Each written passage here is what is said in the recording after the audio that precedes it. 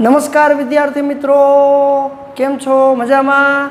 ચાલો, ધોરણ 12 સાયન્સ ભૌતિક વિજ્ઞાન પ્રકરણ નંબર 4 ગતિમાન વિદ્યુત ભારો અને ચુંબકત્વ લેક્ચર નંબર 4 તમામ વિદ્યાર્થીઓનું આપણી simplified physics by Bhadjar sir YouTube ચેનલની અંદર સ્વાગત છે.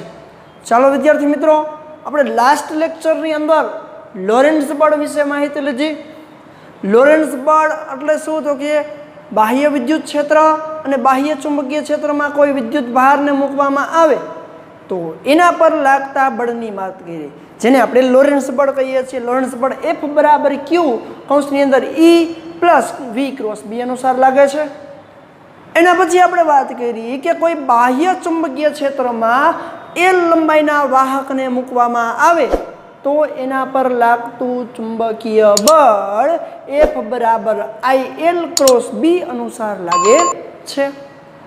ચાલો, આજે આપણે સમાન ચુંબકીય ક્ષેત્રમાં કોઈ વિદ્યુત ભારની ગતિ વિશે માહિતી લેવાની છે કે કોઈ સમાન ચુંબકીય ક્ષેત્રની અંદર V જેટલા વેગથી કોઈ વિદ્યુત ભારને ગતિ કરવામાં આવે તો એ કેવી ગતિ કરી શકે છે, કેવા પ્રકારે એ ગતિ કરી શકે છે, એની આપણે ચર્ચા કરવાની છે.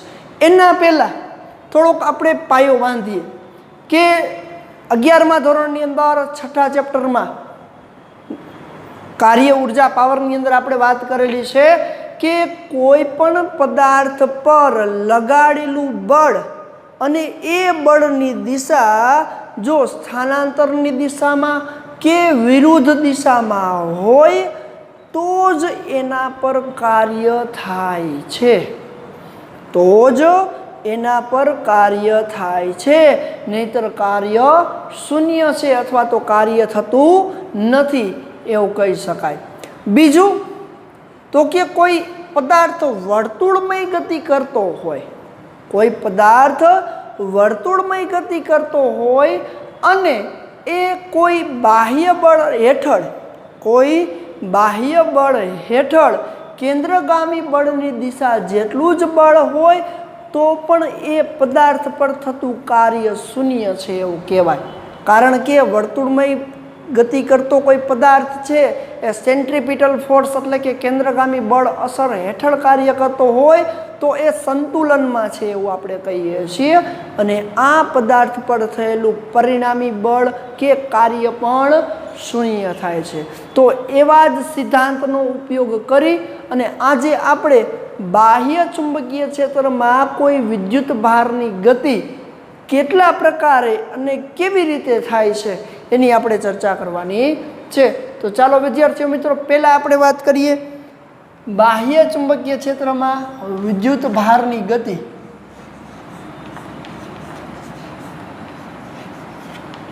બાહ્ય ચુંબકીય ક્ષેત્રમાં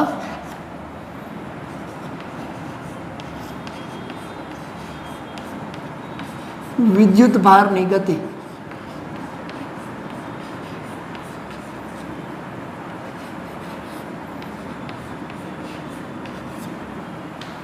બાહ્ય ચુંબકીય ક્ષેત્રની અંદર વિદ્યુત ભારની ગતિ બે પ્રકારે થાય. જો બાહ્ય ચુંબકીય ક્ષેત્ર અને વિદ્યુત ભારની વેગની દિશા એટલે કે વેગ જો બંને એકબીજાને લંબ હશે અને માત્ર ને માત્ર લંબ જ રહેશે તો એક વર્તુળમય ગતિ થશે. બીજું, ચુંબકીય ક્ષેત્રની સાપેક્ષે વેગનો એક ઘટક તો લંબ છે જ, જો એક બીજો ઘટક પણ મળતો હોય અને એ બીજો ઘટક જો ચુંબકીય ક્ષેત્રને સમાંતર થશે તો વર્તુળમય સાથે આગળ પણ વધશે, એટલે કે હેલિકલ ગતિ થશે. કેવી ગતિ થશે? હેલિકલ ગતિ થશે. એટલે કે સમાન ચુંબકીય ક્ષેત્રમાં વિદ્યુત ભાર બે રીતે ગતિ કરે છે. એક તો વર્તુળમય ગતિ કરે છે,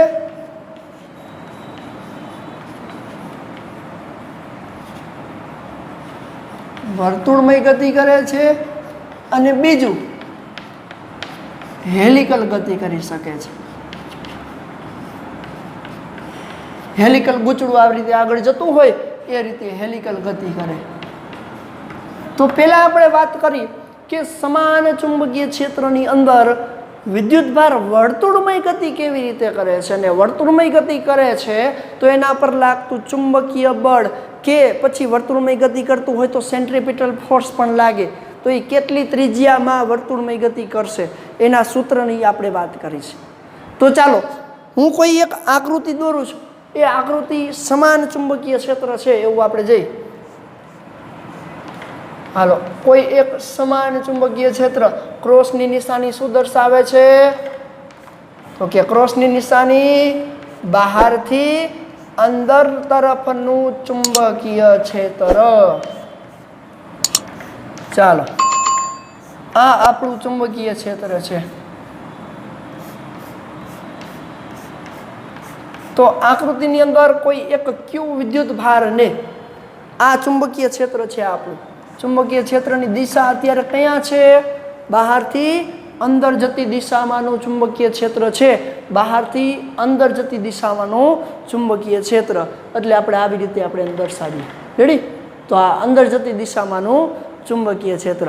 હવે આવા ચુંબકીય ક્ષેત્રમાં કોઈ એક વિદ્યુત ભારને વી જેટલા વેગથી આપણે અંદર ઘુસાડીએ, વી જેટલા વેગથી આપણે અંદર જવા દઈએ, વી જેટલા વેગથી આપણે અંદર પ્રવેશ આવીએ, વી જેટલા વેગથી આપણે એને અંદર જવા દેશી, તો હવે જો વેગ અચળ હોય, વેગ અચળ હોય તો આપેલ વિદ્યુત ભારનો પ્રવેગ શૂન્ય થાય. પ્રવેગ શૂન્ય થાય તો F બરાબર ma પ્રમાણે એના પર લાગતું બળ શૂન્ય થાય. પરિણામી બળની વાત કરું છું. પરિણામી બળ શૂન્ય થાય. પરિણામી બળ શૂન્ય થાય તો કાર્ય થશે નહીં. તો આવો વી જેટલા વેગથી આ ચુંબકીય ક્ષેત્રમાં લંબ રૂપે ગતિ કરાવશું. ચુંબકીય ક્ષેત્રને લંબ રૂપે ગતિ થશે તો જ આવું શક્ય છે. હજુ એકવાર, કોઈ એક વિદ્યુત ભારને આપેલ સમાન ચુંબકીય ક્ષેત્રને લંબ રૂપે ગતિ કરાવવાથી તેના પર લાગતું પરિણામી બળ શૂન્ય થાય. પરિણામી બળ કયા કયા એ પણ આપણે જોઈએ. પરિણામી બળ શૂન્ય થાય. પરિણામી બળ શૂન્ય થાય તો કાર્ય શૂન્ય થાય. જો કાર્ય શૂન્ય થાય તો આપેલ આ પદાર્થના વેગની દિશા બદલાશે, પણ એટલે કે વિદ્યુત ભારના વેગની દિશા બદલાશે પણ વેગનું મૂલ્ય બદલાશે નહીં. આ છઠ્ઠા ચેપ્ટરની અંદર 11મા ધોરણની અંદર આવી ગયો છે. છતાં અહીંયા આપણે વાત કરીએ કે ધારો કે કોઈ એક વી જેટલા વેગથી આપણું ચુંબકીય ક્ષેત્ર છે, જમણા હાથના અંગૂઠાના નિયમ પ્રમાણે વી જેટલા વેગથી આ ચુંબકીય ક્ષેત્ર અંદર તરફ જતી દિશામાંનું ચુંબકીય ક્ષેત્ર વી જેટલા વેગથી કોઈ એક વિદ્યુત ભારને અંદર પ્રવેશ આવ્યો તો એના પર લાગતું ચુંબકીય બળ, તો એને ચુંબકીય બળ લાગશે અંદર તરફની દિશામાંનું. આ બંનેને લંબ રૂપે ઉપર તરફ આપણે લઈએ તો આમ જવાનો પ્રયત્ન કરશે, ચુંબકીય બળ લાગશે. શું લાગશે? ચુંબકીય બળ, એટલે કે આ દિશામાં. તો કોઈ એક વિદ્યુત ભાર હું લઈ લઉં, એ વિદ્યુત ભારને હું વી જેટલા વેગથી આમ જવા દીધો તો એને આ તરફનું બળ લાગશે. કયા તરફનું? તો ધારો કે કોઈ એક વિદ્યુત ભાર છે, એ વિદ્યુત ભાર અહીંયાથી વી જેટલા વેગથી આ તરફ જવાનો પ્રયત્ન કરે છે, ત્યારે વેગની દિશા આ દિશામાં છે, ચુંબકીય ક્ષેત્ર આ દિશામાં છે, તો એને લાગતું ચુંબકીય બળ આ દિશામાં લાગશે. ચાલો રેડી? ચુંબકીય બળ આ દિશામાં લાગશે. અહીંયા વિદ્યુત ભાર છે અને વી જેટલા વેગ છે તો આ દિશામાં લાગશે. પાછો એ આમ જશે, તો એ આ રીતે પાછો આ બિંદુએ વાત કરું તો એ બિંદુએ એનો વેગ સ્પર્શકની દિશામાં હોય, આ દિશામાં એનો વેગ હોય, ત્યારે એના પર લાગતું પાછું ચુંબકીય બળ કઈ દિશામાં થશે? એને લંબ રૂપે. તો આ રીતે દરેક બિંદુએ એ વિદ્યુત ભારનો વેગ એ હંમેશા ચુંબકીય ક્ષેત્રને કેવો રહે છે? લંબ જ રહે છે. તો જોવો જોઈએ, આ ચુંબકીય ક્ષેત્રને લંબ રહેતા કેવી ગતિ કરે છે? આ રીતે વર્તુળમય ગતિ ચાલુ રાખશે. આ રીતે વર્તુળમય ગતિ ચાલુ રાખે છે. તો આ જે વર્તુળમય ગતિની આપણે વાત કરી છે એ વર્તુળમય ગતિ ક્યારે શક્ય બની? તો કે બાહ્ય ચુંબકીય ક્ષેત્ર અને આપેલ વિદ્યુત ભારના વેગની દિશા. તો પાછું અહીંયા પહોંચે છે રેડી, ત્યારે વાત કરવી હોય તો વેગની દિશા આ દિશામાં અને એના પર લાગતું કેન્દ્રગામી બળ આ દિશામાં. તો દરેક બિંદુએ જ્યાં સ્પર્શકની દિશામાં વેગ લેશું ત્યાં એને લંબ રૂપે લાગતું બળ અંદર તરફની દિશામાં હશે. એટલે કે લાગતું બળ અંદર તરફની. અહીંયા વાત કરું તો v જેટલા વેગથી આમ જવાનો પ્રયત્ન કરશે, વેગની દિશા બદલાય છે, વેગનું મૂલ્ય બદલાતું નથી, બળ અંદર તરફની દિશામાં. તો આ રીતે કોઈ એક વિદ્યુત ભારને v જેટલા વેગથી ગતિ કરાવવામાં આવે, સમાન ચુંબકીય ક્ષેત્રમાં આ વેગ જો દરેક જગ્યાએ લંબ હોય તો એના પર લાગતું બળ હંમેશા એને પણ લંબ રૂપે હોય. તો એને આપણે જમણા હાથના નિયમ પ્રમાણે શોધી શકીએ છીએ. જમણા હાથનો નિયમ એટલે આ ચુંબકીય ક્ષેત્રની દિશા, આ આંગળી છે, ચુંબકીય ક્ષેત્રની દિશા, આ વેગની દિશા તો બળની દિશા, ચુંબકીય ક્ષેત્રની દિશા, વેગની દિશા, બળની દિશા, ચુંબકીય ક્ષેત્રની દિશા, વેગની દિશા, બળની દિશા. જોવો જોઈએ દરેક બિંદુએ બળ કેવું લાગે છે? અંદર તરફ જતી દિશામાં લાગે છે. આથી આ વિદ્યુત ભાર સમાન ચુંબકીય ક્ષેત્રમાં એને મૂકવામાં આવે છે ત્યારે વેગની દિશા અને બળની દિશા એ ચુંબકીય ક્ષેત્રને પણ લંબ રહે છે. તો આ આપણે એની વર્તુળમય ગતિ સમજી ગયા. આ સમજેલી વર્તુળમય ગતિનું આપણે અહીંયા વર્ણન કરીએ તો ચાલો જોઈએ. આકૃતિમાં દર્શાવ્યા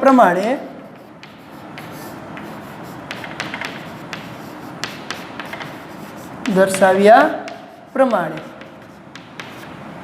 કોઈ એક ક્યુ વિદ્યુત ભારને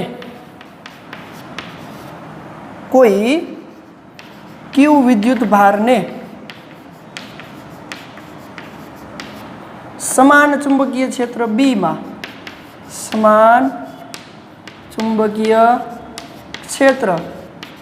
B માં ક્ષેત્રને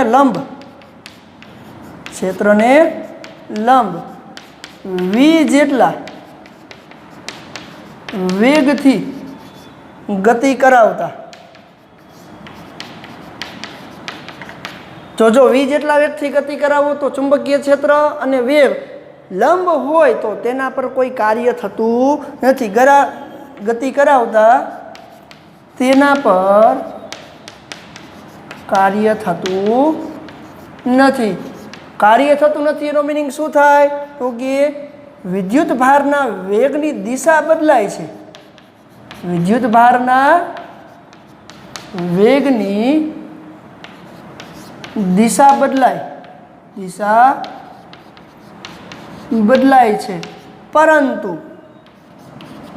પરંતુ વેગના મૂલ્યમાં કોઈ ફેરફાર થશે નહીં.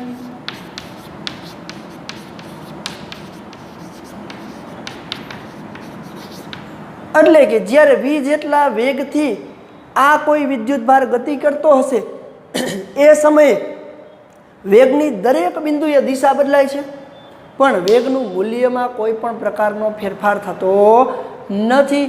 હવે ધારો કે આ સમાન ચુંબકીય ક્ષેત્રમાં દરેક બિંદુએ ચુંબકીય ક્ષેત્ર અને વેગ, ચુંબકીય ક્ષેત્ર વેગ એ હર હંમેશા માટે એકબીજાને લંબ જ રહે.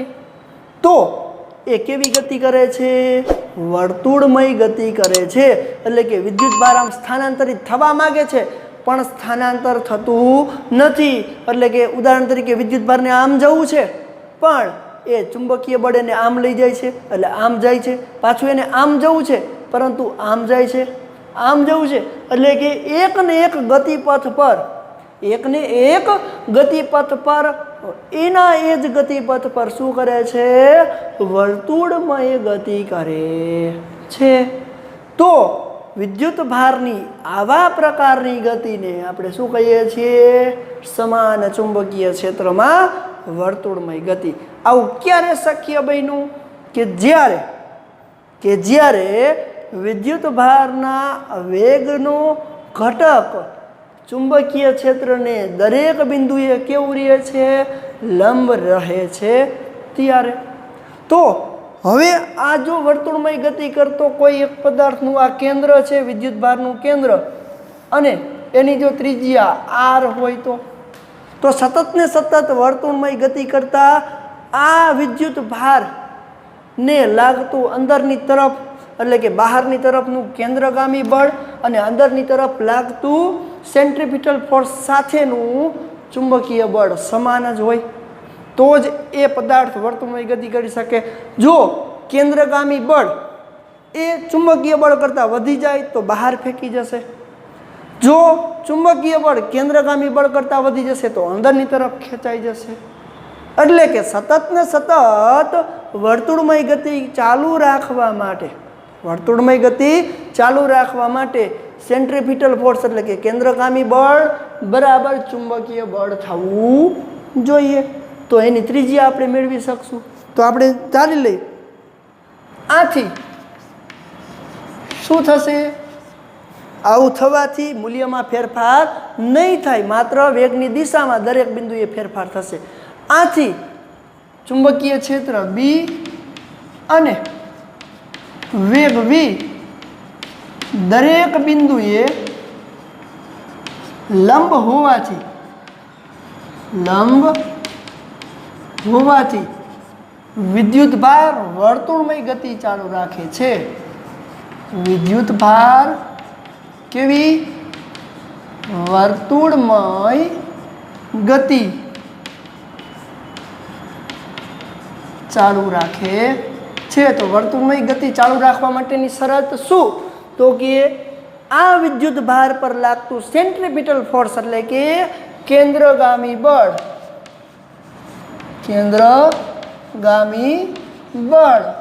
બરાબર એના પર લાગતું ચુંબકીય બળ જેટલું થવું જોઈએ.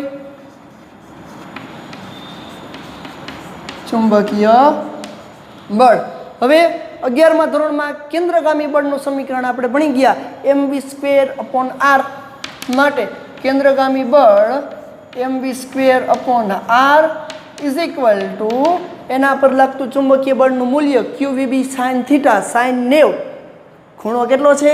v × b નો ખૂણો 90 sin 90 એટલે 1. એટલે કે ચુંબકીય બળ કેટલું થશે? qvb. ચાલો vb કટ આઉટ કરીએ. r ને સામે જવા દો, q અને b ને નીચે લઈ જાઓ તો r ને કરતા બનાવીએ તો r બરાબર mv/qb. એટલે કે r જેટલી ત્રિજ્યામાં આ વિદ્યુત ભાર q વર્તુળમય ગતિ ચાલુ રાખશે. એટલે કે આ વર્તુળમય ગતિ કરતા વિદ્યુત ભારની ત્રિજ્યા શોધવાનું સમીકરણ. વિદ્યુત ભારની ત્રિજ્યા શોધવાનું સમીકરણ. એટલે કે આ જે વર્તુળમય ગતિ ચાલુ રાખે છે એ વર્તુળમય ગતિ એના વેગ પર આધાર રાખશે, એ વિદ્યુત ભારના દળ પર આધાર રાખશે. રેડી? ચુંબકીય ક્ષેત્ર તો છે જ એ લંબરૂપે છે. એટલે કે જ્યારે આ વિદ્યુત ભાર વર્તુળમય ગતિ ચાલુ રાખે છે એ વર્તુળમય ગતિની ત્રિજ્યાનું સમીકરણ આપણને મળ્યું. હવે આ વિદ્યુત ભાર વર્તુળમય ગતિ ચાલુ રાખે છે એ વર્તુળમય ગતિ ચાલુ રાખતા એના માટેનો સૌથી મોટામાં મોટો પરિબળ કયો? ચુંબકીય ક્ષેત્ર અને વેગ બંને હંમેશા લંબ હોય ત્યારે જ વર્તુળમય ગતિ ચાલુ રાખે છે. હવે જો આ વિદ્યુત ભાર માટે કોઈ એક ઘટક વેગનો લંબ ઘટકની સાથે સાથે એક સમાંતર ઘટક પણ હાજર હોય તો આ વિદ્યુત ભાર કેવી ગતિ કરશે? વર્તુળમય સાથે કેવી? તો કે લંબ ગતિ સાથે એ આગળ વધશે. વર્તુળમય ગતિ સાથે સાથે એ આગળ વધશે, જેને આપણે શું કહેશું? હેલિકલ ગતિ. તો ચાલો આપણે વિદ્યુત ભારની આ બીજી ગતિ હેલિકલ ગતિ તરફ આગળ વધીએ. તો હેલિકલ ગતિ માટેની હું એક આકૃતિ દોરું. તો વિદ્યુત ભારનો આ જે માત્ર લંબ ઘટક હતો એ પૈકી કોઈ એક ઘટક આપણે એવો લઈએ કે એ ઘટક સમાંતર ઘટક રહીએ. આ સૂત્રને હું અહીંયા લખી નાખું છું. જો ચાલો, R બરાબર mv/qb આપણને કામ આવશે. ચાલો આટલું અત્યારે હું મિટાવી દઉં છું. આરનું સમીકરણ ત્યાં આપણે લખી નાખ્યું છે, mv/qb રેડી.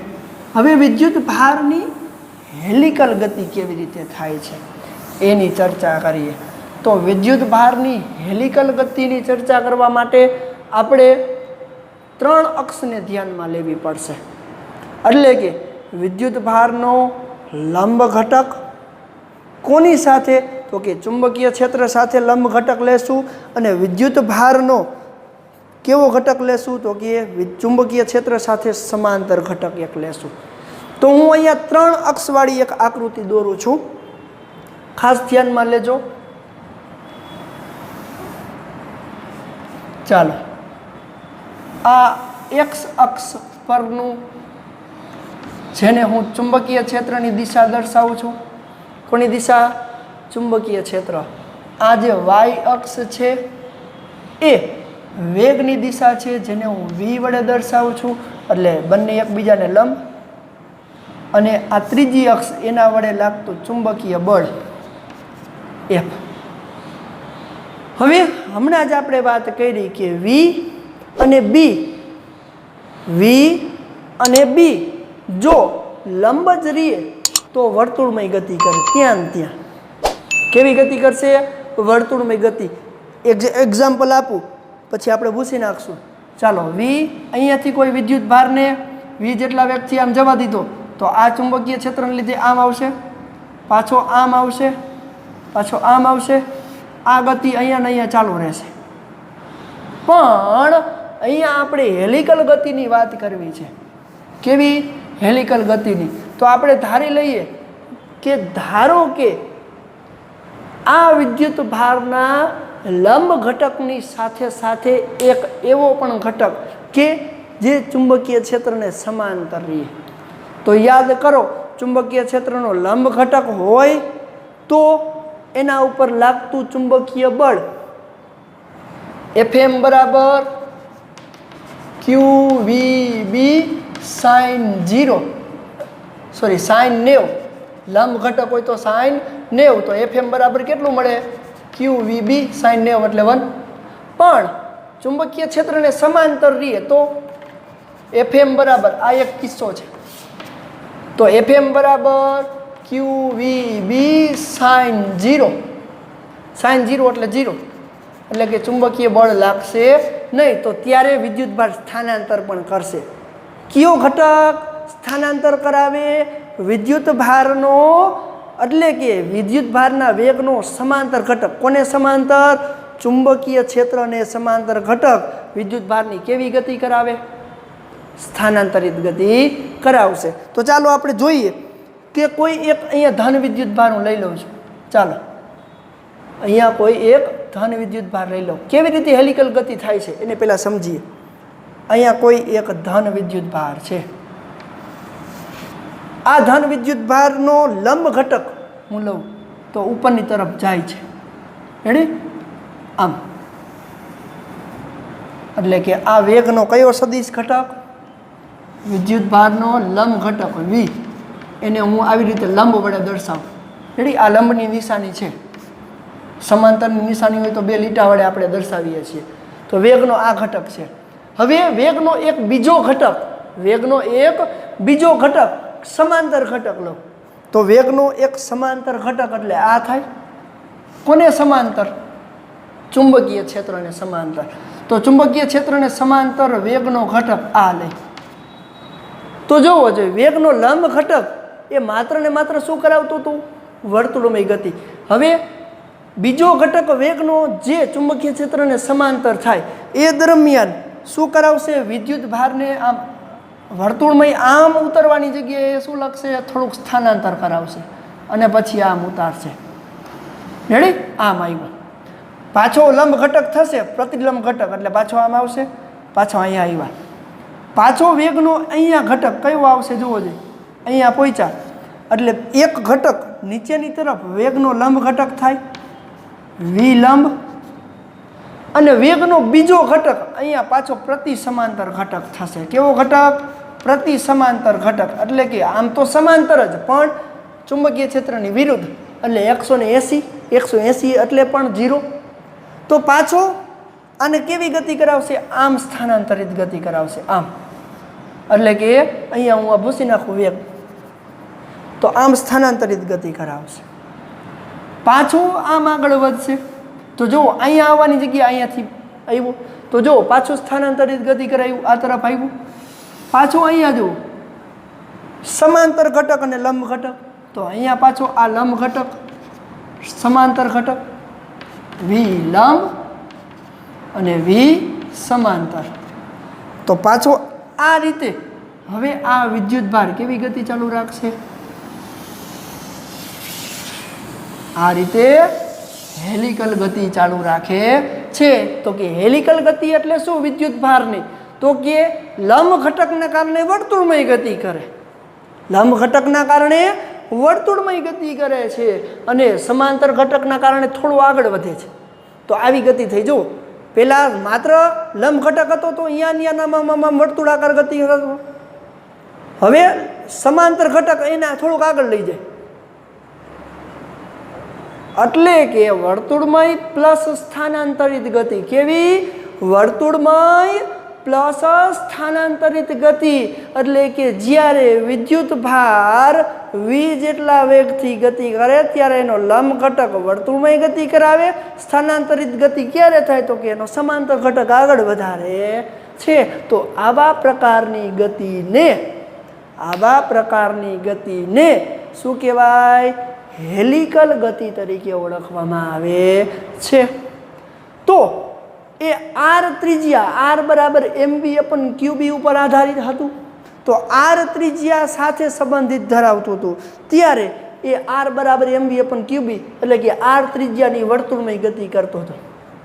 હવે એ હેલિકલ ગતિ કરે છે એટલે કે એ કોણીય ગતિ કરતો જાય છે, આગળ વધતો જાય છે, આગળ વધતો જાય છે, આગળ વધતો જાય છે. તો એવા દરમિયાન એ આ વિદ્યુત ભારની કોણીય આવૃત્તિ ઓમેગા લઈ, તો હેલિકલ ગતિ કરતા આ વિદ્યુત ભારની કોણીય આવૃત્તિની વાત કરીએ તો હું અહીંયાથી લખું છું કે હેલિકલ ગતિ કરતા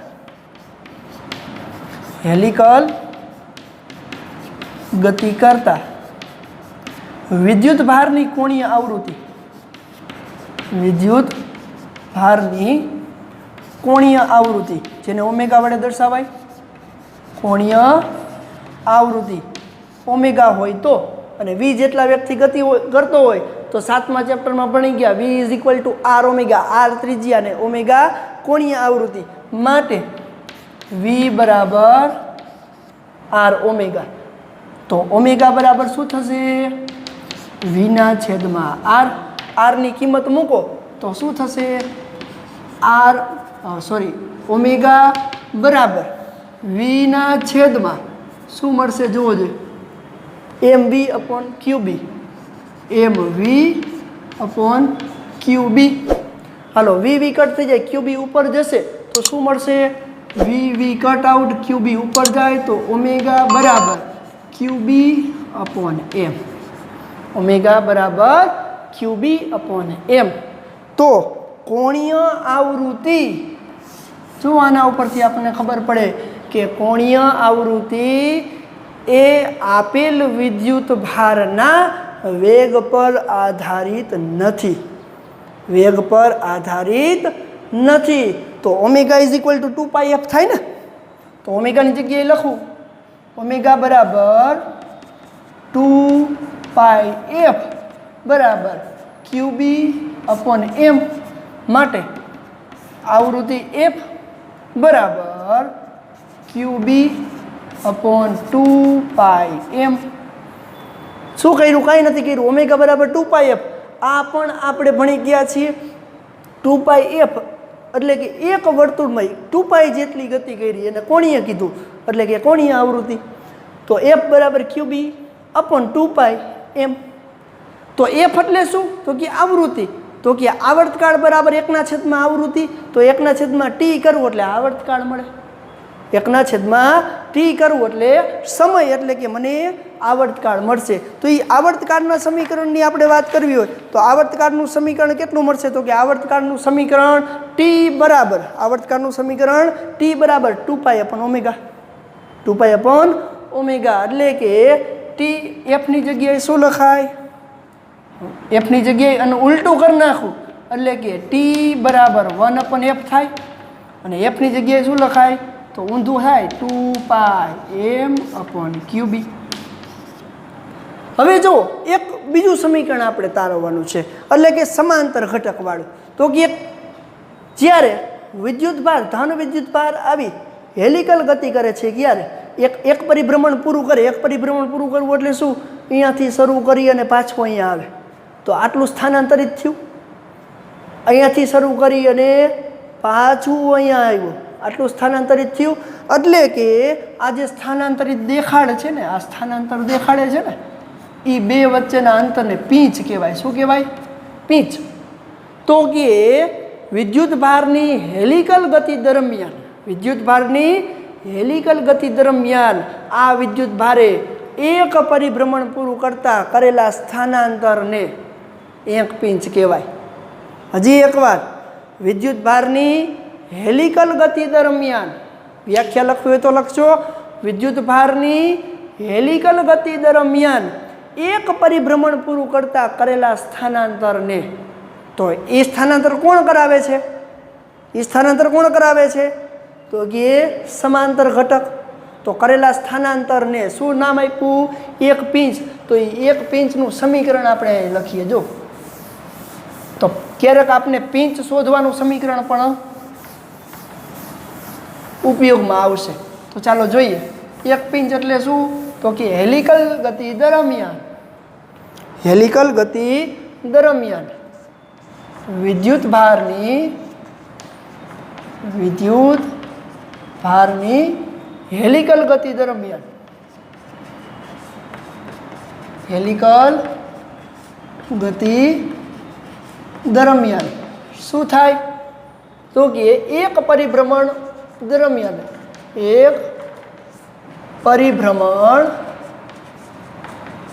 પૂર્ણ કરતા, એટલે એક આવર્તકાળ એટલે t જેટલો સમય, એક પરિભ્રમણ પૂરું કરતા લાગતો સમય અને કરેલ સ્થાનાંતરને એક પીંચ વંચાઈશું પીંચ કહે છે. તો એક પીંચ એટલે કે p વડે એને દર્શાવીએ તો 1p બરાબર વેગનો કેવો ઘટક સ્થાનાંતર કરાવે? સમાંતર ઘટક. તો v સમાંતર ગુણ્યા એને લાગતો સમય. તો જોવો જોઈએ, અંતર જ કાપેલું અંતર, અંતર બરાબર વેગ ગુણ્યા સમય. હાલો, t બરાબર શું લખાય? તો શું થશે? એક પીંચનું p સમીકરણ p બરાબર v સમાંતર 2π m અપોન QB. આટલું અંતર શોધવા માટે નું સમીકરણ, જેને એક પીંચ કહેવાય, તો બે પીંચ વચ્ચેનું તો ગુણ્યા 2 કરો, 3 પીંચ ગુણ્યા 3 કરો, એટલે કે જેટલી હેલિકલ ગતિ આગળ વધે છે એમાંથી એક પરિભ્રમણ પૂરું કરતા કરેલા સ્થાનાંતરને એક પીંચ કહેવાય. અને એ એક પીંચનું સમીકરણ v સમાંતર. સમાંતર શું કામ લીધો? ઘટક અને મૂલ્ય જ લેવાનું છે, પણ સમાંતર શું કામ? કારણ કે સમાંતર ઘટક જ આગળ વધારે છે, એટલા માટે v સમાંતર 2π m અપોન QB. તો આ છે વર્તુળમય ગતિ અને હેલિકલ ગતિ. ખાસ ધ્યાનમાં લેવાનું છે, વર્તુળમય ગતિ માટે માત્ર ને માત્ર ચુંબકીય ક્ષેત્ર સાથે વેગનો કયો ઘટક? લંબ ઘટક જવાબદાર છે. રેડી? પણ હેલિકલ ગતિ માટે લંબ ઘટક અને સાથે સાથે વેગનો સમાંતર ઘટક જે વિદ્યુત ભારને આગળ વધારે છે, એટલે કે આ રીતે હેલિકલ ગતિ ચાલુ રખાવે છે। તો આ હતું બાહ્ય ચુંબકીય ક્ષેત્રમાં વિદ્યુત ભારને મૂકતા વિદ્યુત ભારની વર્તુળમય ગતિ અને વિદ્યુત ભારની હેલિકલ ગતિ। એકદમ સરળ છે। આ બધા સૂત્રો પણ યાદ રાખવાના છે કે વિદ્યુત ભાર વર્તુળમય ગતિ કરે છે ત્યારે એના વેગ સાથે એ કેટલી ત્રિજ્યામાં વર્તુળમય ગતિ કરે છે, તો R બરાબર mv/qb। હવે એ હેલિકલ ગતિ કરતો હોય તો એની કોણીય આવૃત્તિ હશે, તો કોણીય આવૃત્તિ R બરાબર v બરાબર r ઓમેગા। તો ઓમેગા ઉપરથી આપણે એની કોણીય આવૃત્તિ શોધી શકીએ, તો ઓમેગા બરાબર qb/m, જે વેગ પર આધારિત નથી અહીંયા હેલિકલ ગતિ। પછી એનો આવર્તકાળ એટલે કે સમય ઉપરથી એની પિંચ શોધવાનું સમીકરણ આપણે મેળવ્યું છે। એટલે કે દરેક સમીકરણો આપણને દાખલાની અંદર ખૂબ જ ઉપયોગી નીવડશે। એટલા માટે વર્તુળમય ગતિ અને હેલિકલ ગતિ, હવે આ જે હેલિકલ ગતિ અને વર્તુળમય ગતિ છે ને એ આગળના પ્રશ્ન માટે પણ ખૂબ જ અગત્યનું છે, સાયક્લોટ્રોન। રેડી? તો આગળના પ્રશ્ન માટે પણ આ બંને પ્રશ્નો, વર્તુળમય ગતિ અને હેલિકલ ગતિ બંને પ્રશ્નો ખૂબ જ અગત્યના છે। એટલે કે આના બેઝ ઉપરથી, આ સિદ્ધાંત ઉપરથી આપણે સાયક્લોટ્રોનને ભણવાના છીએ। તો આગળના પ્રશ્નમાં પણ થોડીક માહિતી લઈ લેજો, જેથી આપણને આગળનો પ્રશ્ન, આ પ્રશ્ન કેવી રીતે અહીંયા ઉપયોગી આવે છે એ પણ આપણને ખબર પડે। વિદ્યાર્થી મિત્રો, આપણી ચેનલની અંદર તમામ વિડીયો જો સારા લાગતા હોય તો કોમેન્ટ કરો, શેર કરો, લાઈક કરો અને સબસ્ક્રાઈબ કરવાનું ભૂલશો નહીં।